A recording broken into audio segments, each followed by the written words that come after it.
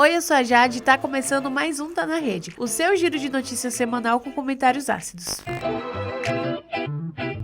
Vocês sabem o que a gente comemora essa semana? Não é Dia dos Namorados, é o centenário de Clovis Moura, um dos maiores intelectuais negros e comunistas da nossa história. Nascido há 100 anos, no dia 10 de junho de 1925, em Amarante, no Piauí, Clovis foi mais do que um historiador. Foi um desbravador da verdade, um farol para quem luta contra o racismo, o capitalismo e toda forma de opressão. Se você não conhecia, depois desse vídeo ele vai fazer parte da sua vida. São perguntas que eu faço a mim e transmito essas perguntas, porque são dúvidas. No momento em que a gente está numa encruzilhada violentíssima no mundo inteiro, as forças racistas estão praticamente em ofensiva na Europa, no Brasil. Vamos ver, então, até que ponto essas medidas que são transformadas em medidas burocráticas podem se efetivar dentro dessa estrutura reacionária, dessa estrutura de dominação semicolonial que o Estado brasileiro representa. Arrasou no corte de vídeo, Joane. E se você pensa que acabou, tem mais. O Clovis começou a fazer história ainda adolescente. Com 14 anos, ele escreveu um artigo sobre a Inconfidência Mineira com um título em latim, que eu não vou falar aqui, óbvio que eu não falo latim, né? Mas o título é Liberdade, ainda que tardia. E ele não parou por aí. Formado em História e Sociologia, ele se inspirou em Karl Marx e virou um verdadeiro caçador de verdades secretas. E foi a partir daí que ele entendeu que a cor da pele era um marcador muito importante da violência e da opressão no nosso país. Enquanto a maior parte da elite brasileira ficava nesse papinho de que a população negra foi passiva durante a escravidão, Clovis Moura veio e lançou a braba, Rebeliões da Senzala. A SMR dessa obra-prima.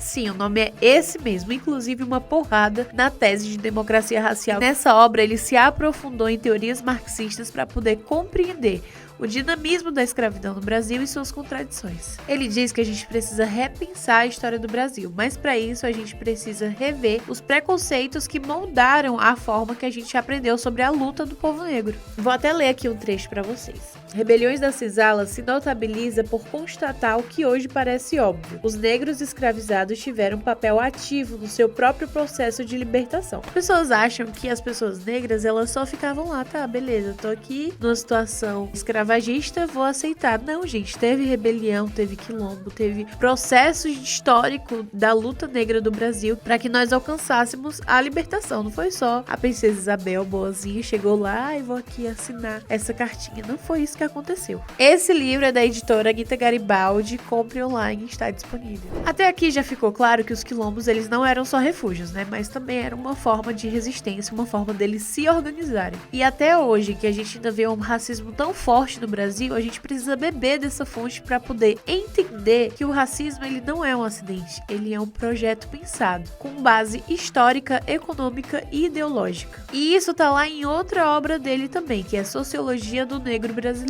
O Clovis Moura enfrentou não só a academia, mas também os conservadores e os que se diziam progressistas, mas tentavam empurrar esse mito da igualdade racial. E ele fez isso como comunista convicto, que rompeu com o PCB em determinado momento ali, mas depois se somou ao PCdoB reorganizado, onde ele ficou até a sua morte em 2003. E durante a ditadura militar, ele mantinha contato constante com os dirigentes comunistas, como Pedro Pomar e Diógenes Arrudas. Eram encontros para poder formular táticas e estratégias para conseguir superar aquele momento. E na década de 70 compôs o conselho editorial do Jornal do Movimento, ligado a intelectuais progressistas e a organizações do grupo Autênticos do Movimento Democrático Brasileiro, MDB, o partido de oposição à ditadura. Clovis Moura também era jornalista e editor, ele escreveu para tudo quanto foi jornal. Nos anos 80 e 90, ajudou a pensar o movimento negro com o negro. Ele estava presente quando denunciaram o extermínio pensado da população negra. Isso é, laqueaduras forçadas, políticas de invisibilidade, chacina e por aí vai. Já nos anos 2000, ele se aproximou do MST e escreveu uma obra chamada A Guerra Camponesa de Canudos. E isso, gente, ele lançou mais de 25 livros, tá? Não foi pouca coisa. Entre eles, Raízes do Protesto Negro, Dialética Radical do Brasil Negro, Dicionário da Escravidão Negra no Brasil, As Injustiças de Clio,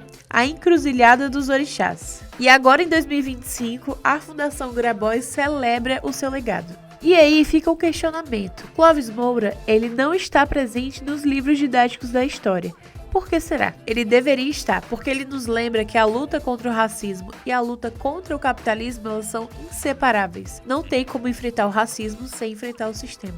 E é papel da juventude comunista, negra, periférica, camponesa e trabalhadora não deixar esse legado se apagar. Que a gente estude, compartilhe e lute com o espírito de Clóvis Moura. E se você chegou até aqui, curte, comenta, compartilha, se inscreve, ativa o sininho, comenta aqui o que você quer ver nos próximos vídeos e já garante essa obra imprescindível da Anita Garibaldi. E esse foi o Tá Na Rede dessa semana. Até semana que vem. Nossa, e um corte disso também ficaria bem legal. Eu odeio fazer corte, sabia? Mas tem que fazer. Que ódio. O que eu tava fazendo? O que eu tava falando?